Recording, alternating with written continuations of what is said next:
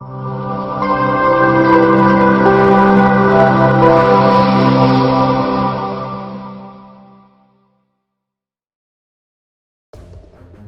عليكم. صفارات الإنذار تدوي في كييف والروس يصعدون من الضربات بعيدة المدى.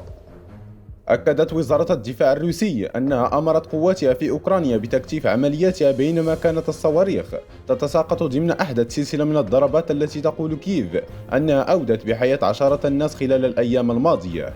وذكرت فضائية يورونيوز العربية لقطات يظهر خلالها أنه في أحدث الضربات قال أولي شنهوبوف حاكم منطقة خاركيف إن الصواريخ أصابت بلدة شريف التابعة للمنطقة الواقعة بشمال شرق البلاد، مما أدى لمقتل 3 أشخاص منهم امرأة تبلغ من العمر 70 عاما وأصابت 30 آخرون.